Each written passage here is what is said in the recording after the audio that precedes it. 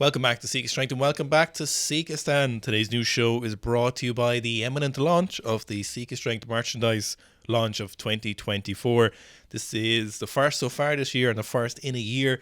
We've got 3 graphics, 2 new ones. There'll be some nice little pictures up on the screen there for you. So we've got the original Republic of Sika Stand, we've got the new Republic of Sika Stand, the Ironworker, and then we've got this new Sika News one in honor of the up and coming 100th episode of the new show. Next week, this is episode 99. Imagine that, nearly 2 years of the new show. Crazy stuff. So we obviously want to bring out a little special piece for that on top of the already impending merchandise launch. App users will have early access. You'll probably have a link for it by the time you see the new show if you're an app user. Newsletter subscribers will also have an early link, obviously, to the limited stock, and then it'll be going on sale to the public in about 2 days from today. It'll be released exactly. Keep an eye on YouTube and Instagram for that. Now, first up, we've got the man himself, the man of the hour, possibly the most I'd say the most popular male weightlifter going, Karlos Nasar, with this 180 kilo snatch. Now, the funny thing about this is pretty blasé for Karlos. This isn't news for Karlos, a 180 snatch. This isn't anything incredibly endearing from Karlos. This isn't nothing. This isn't new. This is not flashy. No, this is just like, oh yeah, it's a 180 from Karlos. I think the big thing with that is, and that's literally the thing, making it not new or not flashy. You'd have heard weightlifters in the past talking about momentum with their training, talking about getting confidence from having hit certain numbers over a certain amount of times. To bring up once again Klokov on the new show, he talked about snatching over 190 kilos like 10 or 15 times and then gaining a lot of confidence from that. And when you get people like this who have such massive weights to lift, they're literally at the pinnacle of their game. It's so important that they build up this momentum in training that those numbers essentially mean nothing in the end.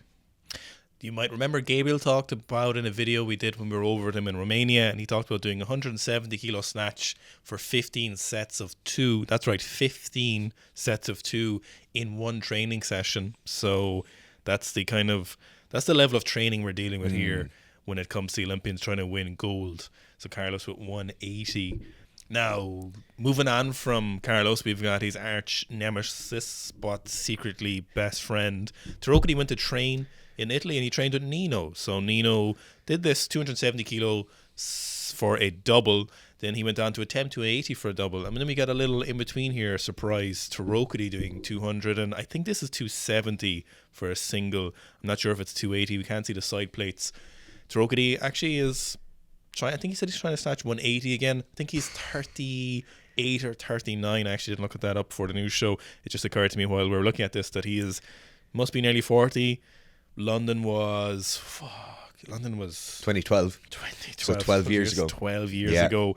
So Nino went for this 280 and first rep, immaculate, perfect, 0 form breakdown. And then on the 280 where he went for the second rep, again, there was no form breakdown. He just simply missed the rep. Yeah, we talk about weightlifters having a very similar mode of failure. So a lot of time in powerlifting we'll see people, maybe their knees will cave in, maybe they'll fall forward and their back will round, maybe they'll lose the upper back position. But weightlifters tend to have that same mode of failure with their squats if everything is working perfectly, and that's what we see here on the second rep. He basically maintains those positions perfectly throughout the entire rep. He just stops being able to stand up with it. He just runs out of quads. That's the thing with a very quad dominant high bar back squat like a weightlifter will use. You just run out of quad strength at a certain point, but his squats are absolutely beautiful. Yeah, and the big thing about this is notice how it looks the exact same as the perfect rep he made beforehand, and then he just simply missed. You know, when you miss your weights, it's not your CNS finding a new path to make that weight. You're not some really intricate movement connoisseur. You're just technique is shit and it's breaking down at heavy weights. This is how misses should look, and this is what we should all be striving for to maximize our leverages. This isn't some kind of, it isn't some kind of movement optimization thing where you go into valgus and you have a lot of upper back flexion, but you made that rep. That's just suboptimal technique, and our failures should look like this. This is what we're all striving for if we want to lift the bestest, most, the greatest weights we possibly can. Now, we have to mention one other thing, and that is how absolutely gorgeous those training seats and lockers are. The Sparko rally seats. Oh my God. That red brick training hall already is kind of up there in terms of training halls of modern history. But putting in those Sparko rally car seats and those lockers next to them, it's... Yeah, that'll tell you how much funding Italian weightlifting is getting, the fact that they have Sparko seats. They even have little holders on the wall for their timber dowels. It's bloody gorgeous. If you guys buy enough t-shirts, we can buy Sparko seats for the studio. So next up, we've got Shi Zhi Yong snatching 160 kilos. And Shi Zhi Yong has, an infrequent poster on Instagram, obviously lining up for a big battle at Paris. We won't get to see that weight class, unfortunately. We couldn't fit it in on our schedule. We're in a pretty hit and run kind of schedule at the Olympics. We're just literally getting in there. We're there for 2 days, 2 nights, and we're going to see 3 weight classes in 2 days, and then we're gone again because we've a busy schedule on us, but we really wanted to see a lot of the weightlifting. So unfortunately, we won't see Shi Zhi Yong and we won't see Rizki lifting. But one thing I did want to say that really stood out for me is not how easy this 160 looks, but how good he looks in that digital camo rash guard. Oh, there's something about a very tight rash guard that has long sleeves on it. Yeah. You need the rash guard sleeves to come down kind of significantly lower than a t-shirt sleeve, but they just look sick. I am really impressed with the snatch. He looks to be in great shape. The problem that commonly comes up when we look at some of the Chinese team is we don't really have any idea of when the videos are taken or when they were from, but this does look to be pretty new. It definitely looks like it's not one of the ones from last year or the last training cycle he did. It doesn't seem like there's any kind of mind games going on behind the scenes here. The thing with rash guards or compression tops like that is, when you're losing weight or you're getting in better shape and you're like, hey, this is going well, and you're like, oh, I'm definitely looking a lot better, and you're looking at your progress pics and your weight is going down and you're really happy with yourself, and then you put on a rash guard and it's like, wah, wah, wah. No, there's zero hiding in a rash guard. Zero hiding. Now, someone who doesn't need to hide in a rash guard is Lee Sang-yong. Put up this 200 kilo clean and jerk attempt. I actually kind of thought he made it until the last few seconds. It is, of course, 73 kilo from the South Korean nation. And this 200 would have been a 3 kilo PB for him. I feel like it was only last week he was doing 193 kilos. But it in fact was like 96 last week, I think. Yeah, it's 2 weeks ago. He is really growing into that weight class. I feel like if this was this time last year, he would have been obviously in a better position to make it to the Olympics. Unfortunately, maybe he made that jump up a little bit too late. I don't think there's any maybe about it. Yeah, he definitely made it too late. Because it really does seem to be suiting him. Like, obviously, he's put on a lot, like 12 kilos onto his clean and jerk in the last 8 weeks, maybe? No, 12 not 12. weeks? No, not 12. Something like 7 or 8, which is still a massive. Still a massive amount, yeah. And it does seem to be suiting him really well. I wish he had moved up a bit earlier. Not sure what the reason was behind that, but it's clearly suiting him very well. He seems to have kept the same level of body fat and just seems to have increased his muscle mass, which obviously is massively impressive, moving up several kilos in weight class. Like, he quite literally has pec veins and shoulder veins, which is massively impressive. We know he does a load of volume and pressing, and it definitely shows. Yeah. It shows. I think as well, if there's something to be learned from someone like Lee Sang, it's that keeping that high volume work in your training program definitely gives you the capacity to go for those heavier weights slightly more often. Yes, definitely. The big downfall for him would be just a bit of refining of technique. Not even so much on the clean, but certainly on some of the split jerk positions, because this is how he misses those split jerks, just a little bit too deep. Now, it's obviously very hard to correct technique at those weights, but unfortunately, hard doesn't mean you should do it. Now here we've got Chen Po Jen, who is from Taiwan, and he usually is a 96 kilo lifter. I'm assuming he's still a 96 kilo lifter here, and he put up this 185 kilo snatch, and 185. We had 185 kilo hang snatch doubles last week from one of the Armenian lifters, And it just bears saying it again, 185 kilo snatch. 185 kilo snatch. It's absolutely colossal. Yes. It's a really nice snatch as well. We don't see any massive amount of breakdown. The barbell's moving very, very fast. Like, he gets great bar height on it. He doesn't look at any point like he's majorly under pressure. He does have a small amount of kind of arm flexion or a small bit of shoulder sink when he gets into that overhead position. But as Owen said, it's 185 kilos. Now, one thing I would like to ask here is what's going on with everyone wearing odd shoes? It's not right. I think it's not right because you have to buy 2 pairs of shoes. So you're buying approximately €400 worth of shoes just to wear half of your stock. What's happening? It's not right. It's not right at all. Next up, we've got Artem Okullov. He posted this 200 kilo clean and jerk in the upside down ship training hall. So this is obviously pretty blasé for Artem. Will we see him put up some big lifts in a few weeks around the time of the Olympics? I'm kind of hoping so, just to show. But it would have been interesting to see what he would have done if he was left to compete as a competitive 89. Obviously, he was a very competitive 85 kilo lifter. So we had that 220 rack jerk last week. There's 200 kilo clean and jerk here. We had 170 kilo snatch. So he would have been right up there in the mix. Certainly in the snatches, if he moved those up, and the clean and jerks definitely would have been there as well. Maybe not a Karlos beater, but certainly a real contender for silver. Yeah. But at the same time, you actually can't say, because you've no idea how the rigors of competition would have pushed him. You know, how motivated is he now to do some big training hall lifts compared to how motivated would he be if he was competing against the big dog Nasar? It has to be said as well, like the competition schedule for people who are going to the Olympics is stressful enough. They have to do more peaking, they have to do more traveling, so there is that added kind of advantage there for him that he doesn't have to do all the travel to the international level competitions. But he remains my favourite split jerker in the world. With good reason. Yeah. Now here we've got Karim Abokahla. He's an Egyptian lifter. I don't know what weight he is currently in this. He could be a 102 or he could be an 89. The 183 is probably pretty significant in terms of the 89 kilo class. So Jason Lopez's 182 is a current snatch world record. So it's possible this 183 is a bit of a shot or just a bit of a statement. Karim, of course, has the biggest arms and shoulders in weightlifting. I don't think anyone has bigger arms and shoulders. In fact, I would say his arms and shoulders so big it makes it look like he's not locking out his elbows. Yeah, it's absurd. I was going to mention that there's a couple of things here that are very, very Egyptian in the kind of technique. The first thing would be just the sheer amount of upper body mass he has. He's absolutely huge. He would remind you of Muhammad Ehab, but also even when he's setting up for that block technique, he starts with a kind of pretty wide normal stance, not crazy toed out, and then immediately as he starts to pull on the bar, he scoots into that kind of penguin stance for the high block work. So it's very strange how lifters from certain countries, they mightn't even have ever been specifically coached towards those technical quirks, but you see a lot of people very kind of homogenous in those quirks just from training together, from watching other people's lifting.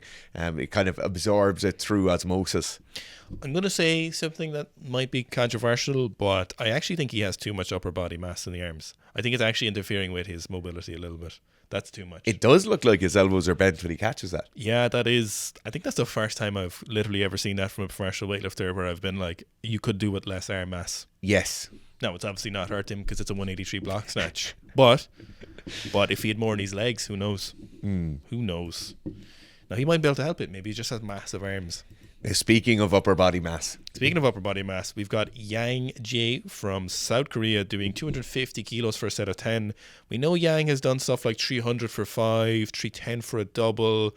I don't know what his current max is here, but he's really on those right ratios. You know, if you put him into a ratio calculator, maybe you went to like the All Things gym where it has a load of them combined, he's kind of on that right track, that 250 for 10. You should be getting a lot more from your 10s, your singles. Most of us don't, but it is, well, some of us don't. I don't. But this 250 for 10 is aesthetic as fuck. Yeah, the squat itself is aesthetic. I really like his positions. I've always liked his positions. But if you're watching this as somebody who squats and maybe you're in a high volume phase at the moment, just watch the tempo as he goes throughout the squats. So he does 5 reps, takes a slightly longer break, 3 reps, slightly longer break, 2 reps, and then obviously finishes the set. But that is exactly how you want to be getting through a set of 10, particularly when they get to heavy sets of 10s here or 10 RMs. We commonly see people just taking a bit too much time. They might do 1 rep, a breath, 1 rep, a breath, 1 rep, a breath. But you really want to be mincing through those first kind of 5 or 6 reps without having to take that elongated break. Just a small breath in between each one is absolutely perfect. Yeah, 5, 3, 1, 1 is the appropriate tempo to do a set of 10, your maximal set of 10. If you don't get those 5 done ASAP, especially those bigger weights, it's all over. You're punishing yourself. Now here we got Abbie Cooper, and this is her first double bodyweight classic lift, which is a 130 kilo squat jerk, or just for her 130 kilo jerk. So obviously a massive squat jerk. There's not a lot of female lifters squat jerking more than this. I can't think of any off the top of my head currently. So this is definitely one of the heaviest female squat jerks, possibly in history if you think about it like that. And certainly from active weightlifters who are competing in countries, this 130 is definitely one of the bigger ones. I think this showcases the difficulty of the squat jerk, and the most difficult portion of it being the standing up. So being that recovery from the squat jerk position, particularly as you're going back through parallel, you'll see here how hard she has to work to keep her hips forward and stop her hips shooting back. So obviously in a normal squat position, once we start contracting our quads, our knees will start to move backwards. Because of that, then our femurs will push our hips backwards, and you'll see that forward angle of the torso start coming in. In a normal squat, that doesn't matter hugely. In a front squat, it matters a bit more. But in the overhead squat position, it matters a lot, because suddenly now you have that bar overhead. There's more leverage on it. Your shoulders have to push the barbell back behind you to keep it over your base of support. And you'll see here how hard Abbie works to keep that torso pushing back, to stop those hips scooting way back behind her. And she does a really good job of it. Now, here we've got Alireza NASIRI. I feel like I nailed it. I feel like I nailed that. So he is, or was, a 96 kilo junior lifter, and the Iranian national team seem to be having a big training camp at the moment. And we've got this 181 kilo snatch and a 225 kilo clean and jerk. So there's the 181. Let's watch that again. Snatch looks so easy, doesn't it? It sure does, Dara. It is buttery and smooth. 181 kilos. Team Big Stomp. You Yeah. know, he's getting that feet moving. He is not wasting any time. Getting under fast. Super solid in the catch position. And we've got this 225 kilo clean and jerk. Unfortunately, not Team Big Stomp on the clean, Team Big Crash. But yes, Team Excellent Jerk on the jerk then, though. I am Team Big Stomp all the way. I just wish there was more of a stomp on that clean. I think it would actually stop him getting crushed by the weight quite so much. Big Extension doesn't want you to think that, but Big Stomp is the only way. The overpull mafia does not want you to know about pulling under the barbell quickly. But this split jerk, what I love a good jerk. is how deep his back knees in the split jerk. So really common problem a lot of lifters have when they're jerking. And funnily enough, a lot of times taller lifters can either be on one end of the spectrum. They can have a really straight back leg, or limier lifters. I shouldn't even say the word taller lifters. They'll have a really straight back leg and they'll have a hard time of getting lower. Or they'll go to the other end where they'll get super low because their leg strength mightn't feel as comfortable.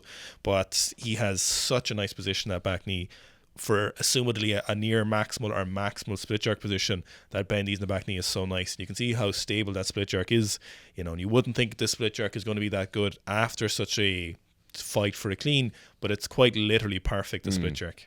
Do you know if he's going to Paris? I do not off the top of my head. Okay. No, I don't think so. No. I'm pretty sure he's not. Okay. I could stand to be corrected. Speaking of somebody who's going to Paris. Speaking of someone who is going to Paris, we've Meso Hassano, the big dog, 190 kilo power clean plus heaving hang clean, or the kind of Meso clean. So Meso had the adductor injury that he sustained in the training hall at the IWF World Cup just a couple of months ago, and he obviously it's not a great time to be getting injured, but he is hung up on the come up and he is absolutely demolishing weights. He was in excellent shape judging by the training hall lifts in Thailand, so it's great to see him obviously getting into shape. We're quite literally, is it a month away or a little bit over a month away now? So we're really hitting we're really hitting the lifter strides now. You can't be making any big corrections. If you don't have the momentum behind you now, you're not going to get it back, so you better be in good shape. There is nothing that'll fix it, and it really looks like Meso has that momentum going behind him at this lift.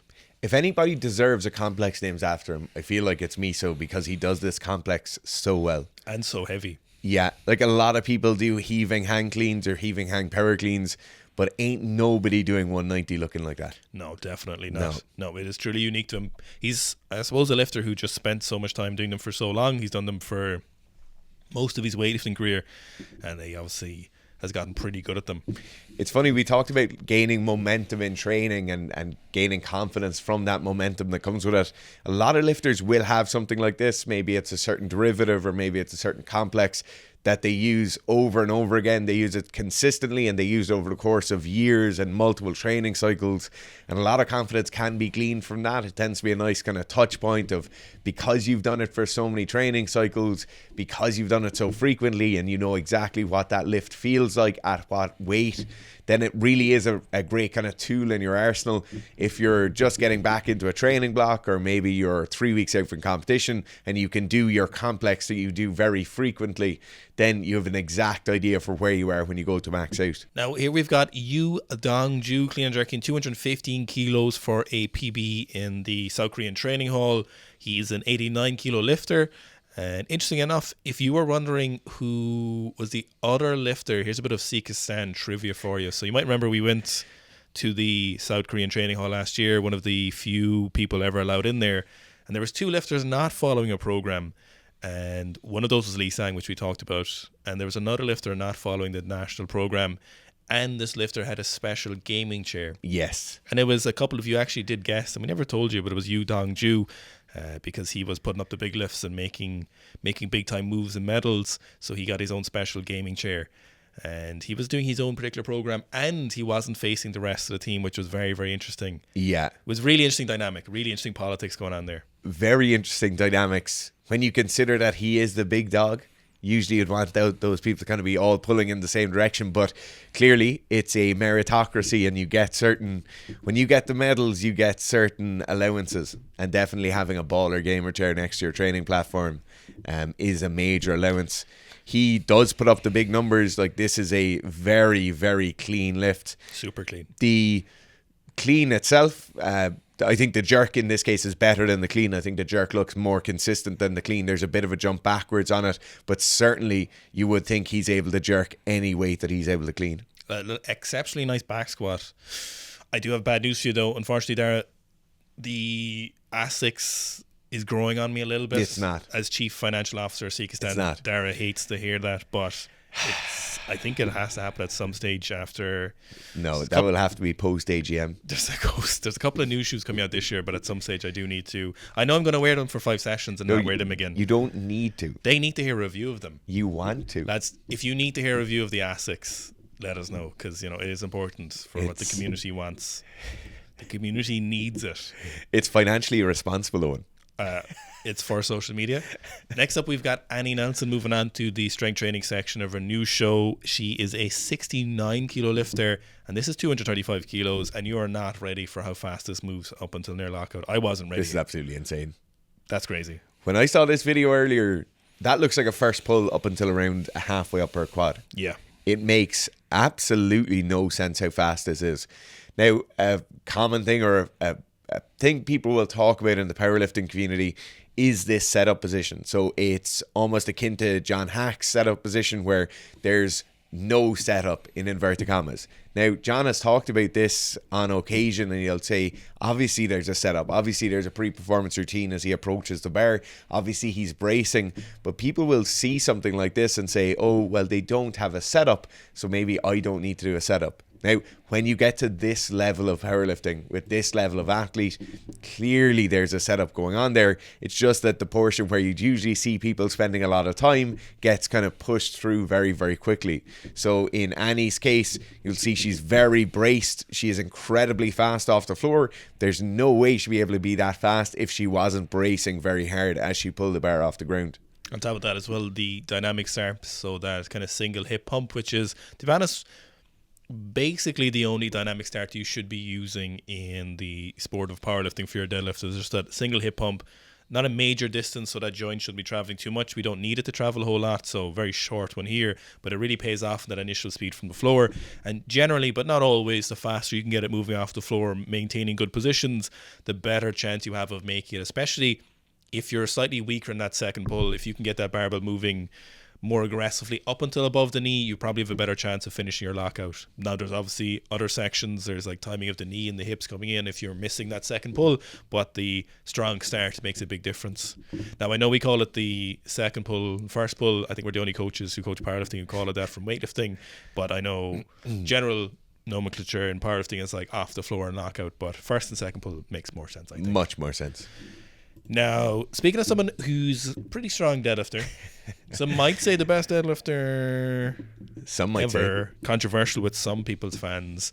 I don't really have a dog in the fight, to be honest. I don't really have a favourite, but Thor Bjornsson put up two very big lifts. So let's look at the 435 kilo deadlift first.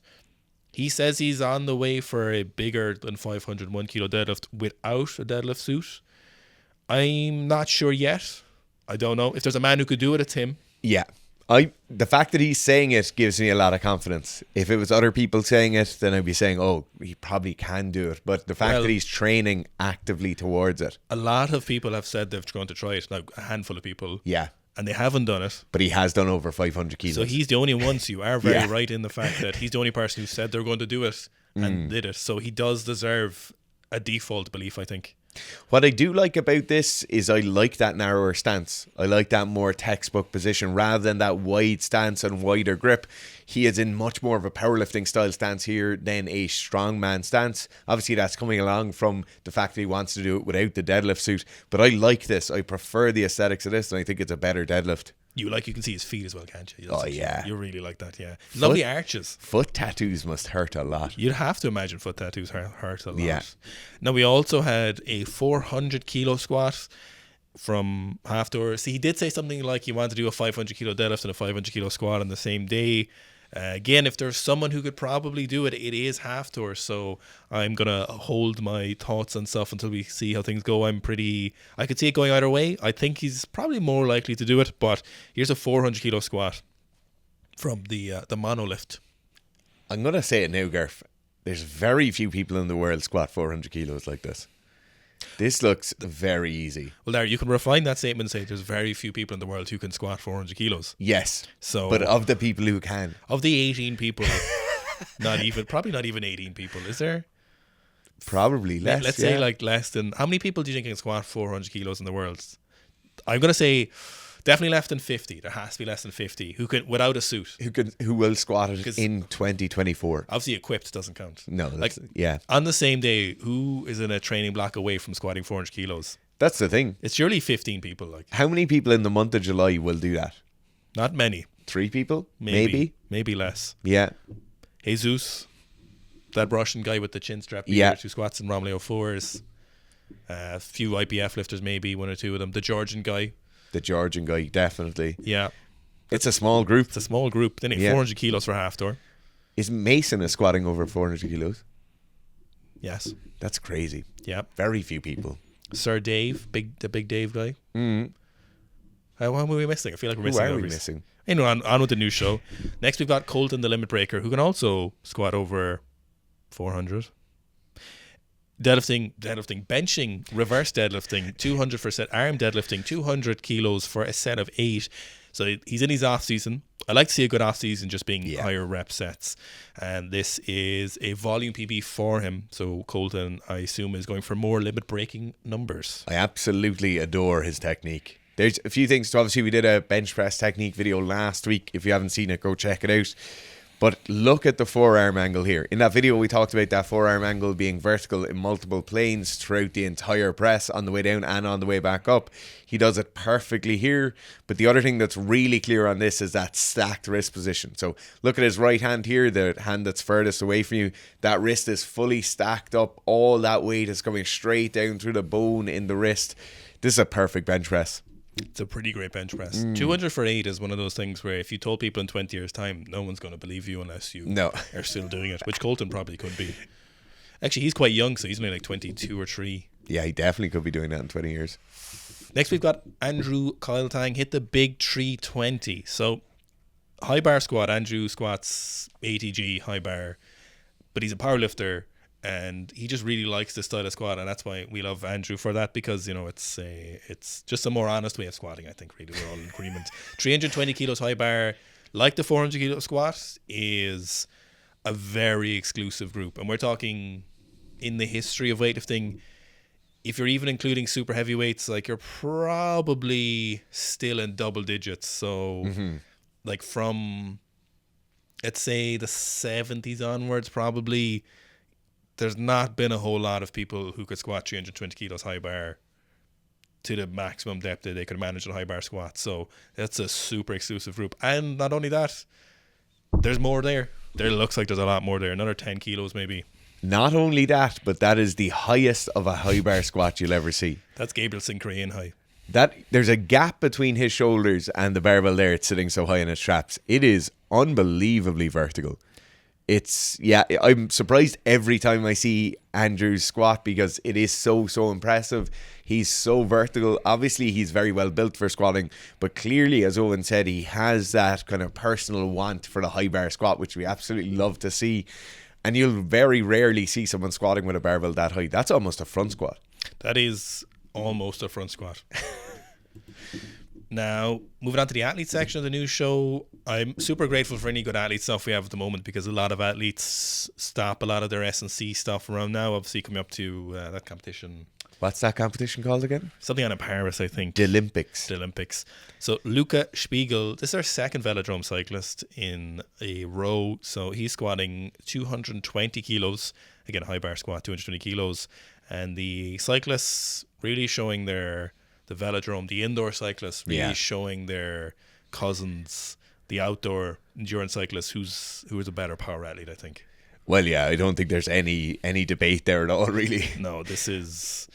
When you have someone like Robert Forsman in one camp and Lance Armstrong in the other, I think it's pretty safe to say that there's more quad mass going on in one. Yeah, there's a lot of quad mass. This here, Luca, for example, a German velodrome cyclist, this 220, very nice, really consistent chest angle, no major breakdown technique, nice smooth progression throughout the lift, no major slowdown. Very aggressive spotting by the, I presumably, coach. But again, if you're going to the Olympics, you need to be minding your athletes. Rule number 1 of an S&C coach, especially when they are going to the Olympics, is do no harm. So you are going to make sure that when they're going for a heavy squat, you're in there. You're hands on. Nothing's going to happen. No, it's a great looking squat. The big thing we see when athletes tend to go for that heavier squat isn't necessarily knee valgus. It isn't necessarily the fact that they don't push the weights hard enough. A lot of the time their mode of failure is that forward torso lean. You'll see Luca here really keeps that vertical torso throughout, or a consistent back angle throughout is probably a more accurate way of saying it. But he does a great job of pushing there, keeping his knees forward, keeping the quads engaged, which obviously is going to be super applicable to his sport. Now, here we've got someone who's been on the news show before, but Broc Worcetser with this 168 kilo hang clean. So he is an American football player, and I think he's still in high school when he's doing this. So he's showing a progression of his hang clean from 100 kilos the first time ever dropping under the barbell to this 168. And this is quite literally like any good weightlifter. This is like Meso getting under the barbell a few minutes ago with the 190. You know, this is an exceptionally good hang clean, really nice, really usable. There's some other videos of on his channel sprinting, moving fast, and this hang clean in particular was just really aesthetic hang clean. What I like as well is we see a progression in technique as he goes throughout those years. So is that 4 years of progression or 5 years of progression? But you see slowly as he gets towards the end of the progression, he's becoming more aggressive. He's moving the barbell faster. Obviously the weights are climbing up as we'd expect, but he's becoming a better lifter as he goes throughout those years as well. So hats off to him as an athlete, hats off to whoever's coaching him as well, because obviously they're getting some good technical advice on that. One thing I don't like is the use of straps from like day 0 on the hang cleans. Like using of straps is dangerous on hang cleans, and it's not like the anti-fragilist are listening now and they're mad, but you you can quite literally break both your wrists, no matter how skilled the lifter you are. So it is a cautious move to be using them. Now, obviously, he's a very skilled lifter, so it's probably no real concern and no issues, but it is, if you're watching, it is something to be really cautious about. We see it a lot with athletes, and I'm not sure they always are appreciative of how wrong it could go for them. And here's just some of the kind of skill work or speed work he's doing as well. And we were talking about, it's hard to be super strong, super resilient, super powerful athlete and then have a really graceful stride. It is you can have both, but more than likely you can only have one. Where it's not that you can't be fast, definitely not saying that, but you're not always going to have the most smooth, most graceful gazelle-like stride if you have massive lifts in certain parts of your training. Absolutely. So what you see here is really good acceleration, really fast, nice stride rate as well. Like the running technically is very, very good. But you get a view or a style of running here that is, in the old days, would have been called like muscle bound. But basically what has happened is the upper body becomes very well developed. That same back strength and that midline strength that allows him to catch those really heavy cleans or hang cleans, then in the sprint just starts working against you slightly. So what happens because of that, you don't have that same ability to rotate your torso so you can stay face forward while your hips and your legs are going through your stride. And then because of that, you get a slightly shortened stride, but it almost looks kind of bound. And that's where that kind of muscle bound thing comes from. But really good speed, really good acceleration on these. It just looks like somebody who's massive and jacked running. If you're like, oh, both of these guys look pretty similar, but I think they're actually brothers. Oh, are they? This is Broc Worcetser with him as well, so that explains that. Now, next up, we've got probably Dara's favourite superset he's ever seen. So we've got Ryan Crouser, obviously keeping things pretty light, so some light hang speed snatches, so hang power speed snatches, and then he's supersetting this with, what kind of fishing did you call this? This would be bass fishing. So he's just tossing a lure, landing it on a plate. So basically in this case you'd be looking in around the bank, maybe if there's a hole in underneath the bank where you could get a bass lying in there, or underneath a log where you'd have to slip it in some trees. Accuracy is everything when it comes to that. And how does the hang power snatch play into fishing then? It's all about massive triple extension for that hook set, So when you're pulling them out, is it? How heavy do bass get? Bass get pretty heavy. That's heavy. A kilo? 2 kilos? Oh no, they get heavier than 2 kilos. 4 kilos? I think you'd get like a 10-pound bass would be a monster. And so if you can hang power snatch 100 kilos for 3.8 meters per second, 3.08. It's all about that hook set. So as you're reeling in then and they go to bite, and you have to rip it into them, set the hook in the mouth. Sport specific movements. So I assume that's why he's doing the hang snatches, just for that big hook set, not for the throwing. Now here we've got Sandra Bradley, who is doing the 154 kilo full stir lift. So this is one of the stones in Iceland that are just lying around there that are famous. You've definitely seen some of them before. Stone lifting has gotten really popular, heritage stone lifting, in the last few years, and we're here for it for sure. Yeah. And this one in Iceland is a pretty famous one, 154 kilos.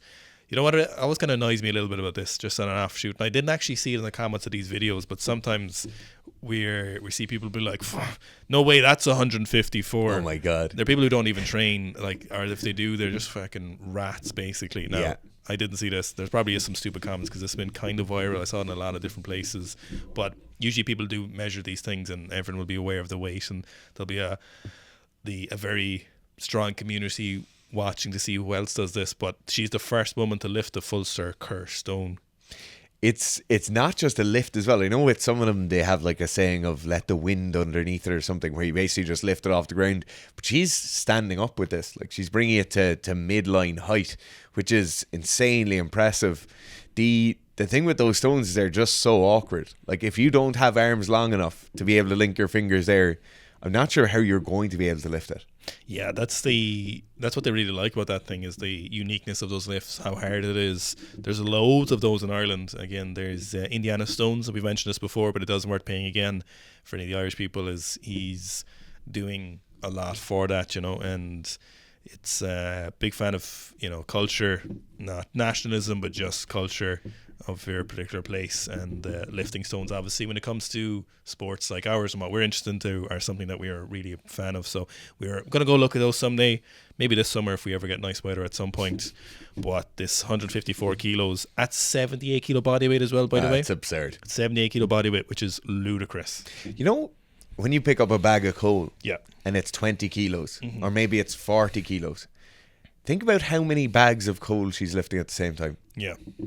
Yeah, several bags of coal. That's mind-blowing. Or if you get dog feed in 15 kilo bags, you're lifting 10 bags of dog food at the same time. Or a toddler who's 15 kilos. So pick up your nearest toddler, try weigh them at first, ask their parents as you're picking them up. Don't ask permission. Parents don't really mind, I don't think. Then you'll get a good idea. So what's that? That's like 10 toddlers basically. Like, that's hard. It's absurd. And they don't want to be lifted up sometimes, so it's tough. Now, next up we've got, I'm going to say a controversial figure. Yeah. Very popular figure. Controversial. Controversial. Quite literally one of the deadliest people on the planet, though. An absolute monster. Loves strength training. I think he's had 3 positive Thor tests, has he? Definitely 2. Yeah. So here we've got him squatting, not quite sure. 525 pounds. Sorry, completely missed that. So about 230-ish kilos, 235 kilos for a box squat with the safety squat bar. He's 18 weeks out, or 18 weeks and 3 days out specifically from this. It's really great to see a MMA fighter, or more specifically someone who fights in the UFC, and literally one of the greatest ever, doing strength training, because it makes our job a lot easier when you're trying to convince lifters. Because there's one comment that's upvoted here, it's got like 10,000 upvotes, and it's saying that's so dumb, that's how you get hurt. Oh my God. Strength training is actually how you don't get hurt. Jon, interestingly enough, was the first of the kind of UFC superstars where we actually saw him going training with powerlifters. So obviously we would have seen, like, training montages were a massive thing in UFC back in the day, or in MMA generally speaking back in the day. We would have seen Wanderlei Silva, we would have seen Chael Sonnen, we would have seen these guys doing what mostly was crazy conditioning work with some power work involved in it. Now, when Jon came onto the scene, we saw Jon training at Westside, we saw him training with a few other powerlifting gyms, and actually going away and doing big strength cycles. Now, without talking about any of the other stuff that Jon had going on, his strength numbers are incredibly impressive. Yeah, the fact that he's doing strength training and people still haven't picked up on it, is it says something about those people. But lots of MMA people of varying levels moving through the books. Lots of judo athletes, jiu-jitsu athletes, boxers. Strength training in the right manner is great for your combat sport. It is so important. So on that note, if you want to do a combat sport program, check out the Sika Strength app on iOS and Android. There are several blocks of the combat sport program, and there'll be more specific coming in the near future. Lots of big changes coming there. Huge success. I always think it is one of the videos, and see if you can find that there was a cage fighter, I think it was in the UK or the US, I can't remember specifically, but he ran a couple of the combat sports program, and he just had a clip of him absolutely, quite literally, almost suplexing someone, and he just said he felt so much stronger. So it's funny when you have testimonials from athletes like that. It's, if you've weightlifters or powerlifters, you've gotten PB deadlift, 20 kilos, nice and easy. But when it comes to strength sports, it's like, I felt so strong. And that's the kind of testimonial we really want. The numbers are nice, but the end result is more important for those kind of athletes. So thank you for everyone who DMs us. Hugely appreciate it. Look through them every single week. I was watching the newest House of the Dragon episode today while I took the full episode to go through them, so I'll tell you how many DMs we get. So really appreciative of those. So do please keep sending those in to us, because it makes the new show so much better, and we're hugely appreciative of those. Now, the new show isn't going anywhere, obviously, so we're nearly at the 100th episode, but we don't plan on stopping currently, and we'll try and keep it at under the 45 minutes as usual. Yeah. But who knows? Thanks for watching. Thanks, guys.